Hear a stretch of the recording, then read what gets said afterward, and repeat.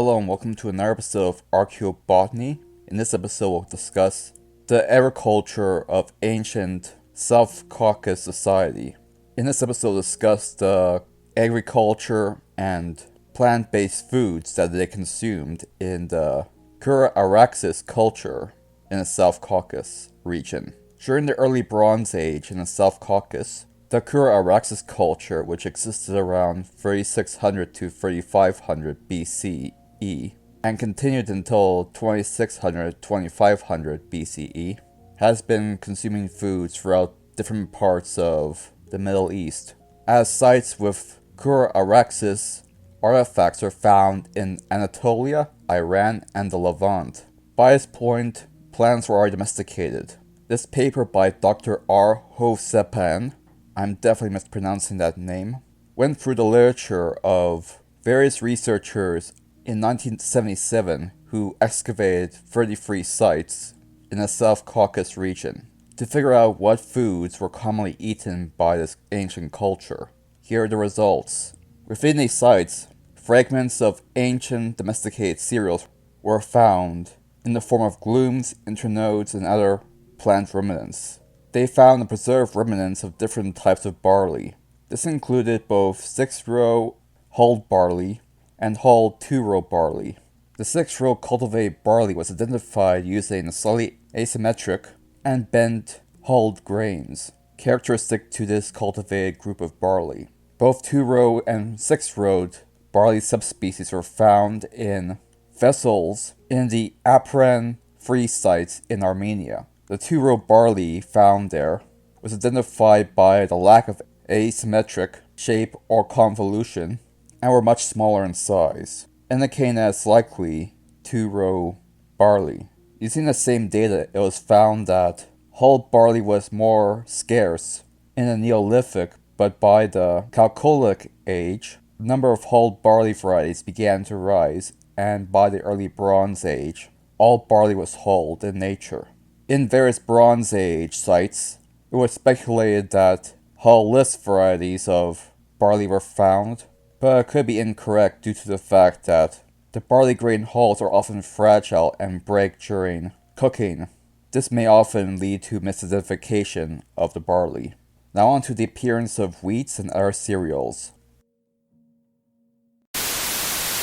Wheat has also been identified within these populations of grain within these sites.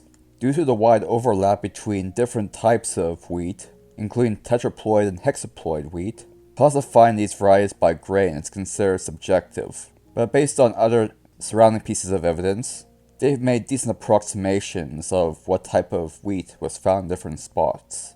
First, let's cover hexaploid and tetraploid wheats. Due to the vast similarities between tetraploid and hexaploid wheats, from a grain standpoint, after being excavated, it's impossible to differentiate them from each other, although at least one of these types was found in the cereal pots. But due to the difference between these strains and einkorn, it is possible to differentiate the hexaploid and tetraploid wheats from einkorn. They also found evidence of hullless wheat, indicating that the precursors to modern wheat were already developing at this time. They found specific evidence of other types of wheats as well that are not often seen. This includes club wheat, round-grained wheat, durum wheat, although these are not frequently found in Armenia. Some researchers use distinguished club wheat and round-grain wheat from the rest of the wheats via their compact and nearly spherical forms respectively. But both common wheat and durum wheat also have compact and round forms, and still needs to be confirmed by stronger evidence, such as rachis remains and better preserved larger grains. The same researchers also found evidence of modern bread wheat and durum.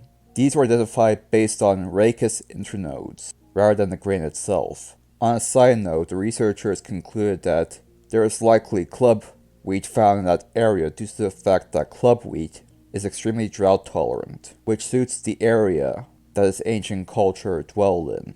They also found examples of hulled wheats in these different sites. The hulled wheats were likely either spelt wheat or emmer. It was concluded it was more likely emmer since is traditionally used in the Caucasus region since Neolithic, based on other pieces of data that come in different papers. Now on to einkorn. Like emmer, einkorn was always present in the territory of Armenia in various ancient cultures, although only in small amounts. Unlike Europe, where this type of wheat was cultivated in large quantities since the Neolithic era, competing with emmer. Now on to other cereals. Other cereals were not commonly found in the early Bronze Age Caucasus sites, although rye has been found in that area, although they could not tell if it was domesticated rye or the original wheat species found growing amongst the wheat plants. Although based on current archaeological evidence, it is unlikely since the most likely time when rye was domesticated and actively harvested was the Iron Age. They found very limited evidence of broomcorn, foxtail, and Italian millet being cultivated, and that limited information was found mostly in the late Bronze Age sites, which makes sense given that the early forms of millet were likely domesticated in Europe. Now onto pulses. They were not able to find any pulse species in high amounts in the early Bronze Age sites of these areas. And by pulses I mean peas, lentils, bitter veg, and grass pea.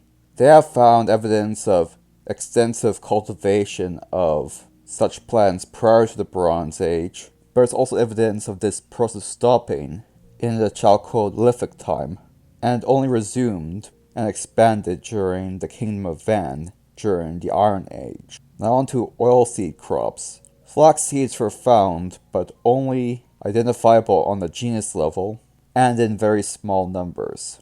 They've also found evidence of grape in various areas within these sites. They also found various weed species that seem to have been eaten as well, including different types of sorrel, pigweed, goosefoot species, chervil species, nettle species, and the caper bush. They also found evidence of other types of plants being eaten, such as different types of fruit. They found ruminants, specifically seeds of roses, indicating the consumption of rosehip, and seeds of some rubus species, which may be a blackberry or raspberry. Well, that's everything. Thank you for watching. Thank you for watching this video. If you're watching on YouTube, please subscribe to me on BitChute for a greater variety of content, 4 videos a week. And thank you to all my subscribers on both platforms. I appreciate it.